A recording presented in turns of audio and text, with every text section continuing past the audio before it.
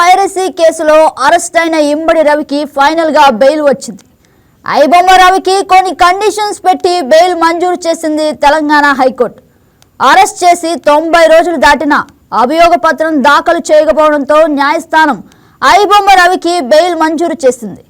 రవికి బెయిల్ రావడంపై చిత్ర పరిశ్రమ రియాక్షన్ ఎలా ఉందనే సంగతి అటుంచితే, ఈ పైరసీకి కింగ్ కి బెయిల్ కి దక్కడంపై పైరసీ సినిమా చూసేవాళ్ళు మాత్రం ఫుల్ హ్యాపీ అవుతున్నారు.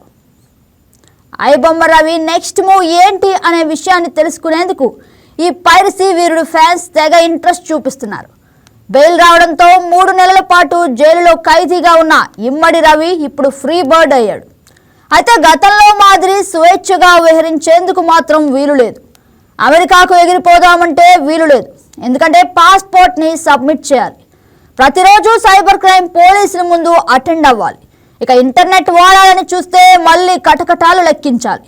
ఎందుకంటే ఇంటర్నెట్ వాడడానికి వీలు లేదు. ఒకవేళ వాడాల్సిన పరిస్థితి వస్తే పోలీసుల అనుమతి కంపల్సరీ.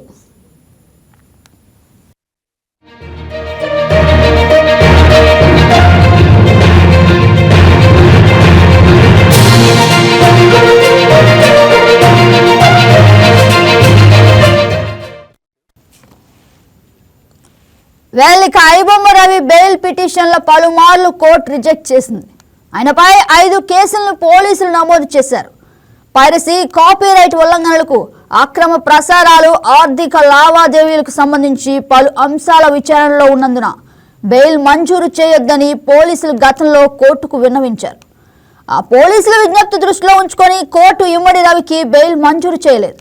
అయితే కస్టడీకి తీసుకొని 90 రోజులు పూర్తి కావడం, అభియోగ పత్రాలు ఇంకా దాఖలు చేయకపోవడంతో హైకోర్టు ఐబొమ్మ రవికి బిగ్ రిలీఫ్ అందిస్తూ బెయిల్ ఇచ్చింది.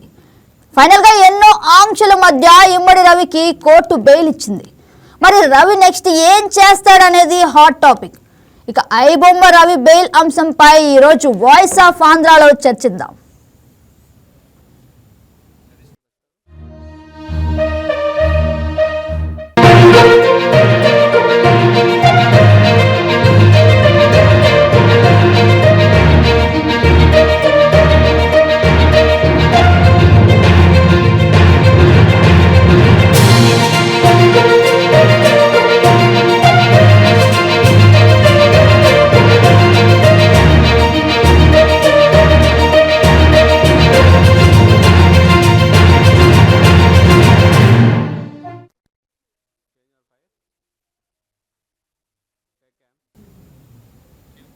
ఇక ఐబొమ్మ రవికి బెయిల్ వచ్చింది కొన్ని షరతులతో కూడి. కానీ అసలు అది బెయిల్ నిజంగా బెయిల్ అనేది స్వేచ్ఛని ఇస్తుందా లేదా అనే విషయాన్ని మా ప్రతినిధి కిషోర్ వివరిస్తారు. ఇక కిషోర్, గుడ్ మార్నింగ్, చెప్పండి.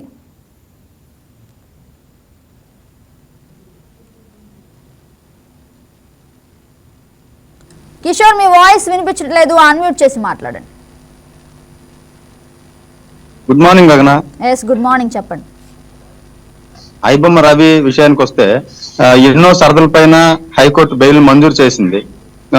గత సంవత్సరం నవంబర్ నెలలో సినీ చిత్ర పరిశ్రమను ఎంతో అతలాకుతలం చేసిన ఐబొమ్మ రవి పైరసీ వెలువకు రావడంతో పోలీసులు ఆయన అరెస్ట్ చేసి తరలించారు. ఆయనకి కోర్టు కూడా 90 రోజులు రిమాండ్ విధించింది. ఈ నేపథ్యంలో ఎన్నో షరతులతో కూడిన బెయిల్ ను కోర్టు అయితే మంజూరు చేసింది. కాకపోతే ఏంటంటే ఆయనకి అంటే మన ఇది సీరియస్ గా కాకుండా ఒక బాధ్యతగా తీసుకోవాల్సిన అవసరం ఎంతైనా ఉంది. ఎందుకంటే ఆయన మన పైరసీ చేసిన అమౌంట్ అంతా కూడా క్రిప్టో కరెన్సీ రూపంలో విదేశాలకు తరలించారనే ఆరోపణలు కూడా ఉన్నాయి. కాబట్టి ఏంటంటే ఈయనకి షరతులు లేకుండా ఫ్రీగా తిరగనిచ్చే అవకాశం ఉంటే ఈయన మళ్ళీ విదేశాలకు వెళ్ళిపోయే అవకాశం కూడా ఉంది. అందుకోసం కోర్టు ఎంతో అంటే చాలా సీరియస్ గా తీసుకొని ఆయనకి బెయిల్ మంజూరు చేసినప్పటికీ కూడా ఎన్నో ఆంక్షలు విధించడం ఇది చాలా అంటే ఇది జరగాల్సిన అంశంగా మనం పరిగణించవచ్చు గగన. కిషోర్, అయితే స్వేచ్ఛ ఇచ్చినట్లే ఇచ్చారు కానీ పూర్తి స్వేచ్ఛ అయితే ఇవ్వలేదు అంటున్నారు మీరు, అంతేనా? అంతే గగన. Kishore, thank you. ఇప్పుడైతే కిషోర్ మనకి చాలా వివరాలు అయితే చెప్పారు. ఐబొమ్మ రవిని అరెస్ట్ చేశారు, కానీ నిజంగా స్వేచ్ఛ ఇచ్చారా లేదా అని చెప్పేసి. ఈ వీడియో మీకు నచ్చినట్లయితే లైక్ చేయండి, షేర్ చేయండి, మా ఛానల్ కి సబ్స్క్రైబ్ చేయండి.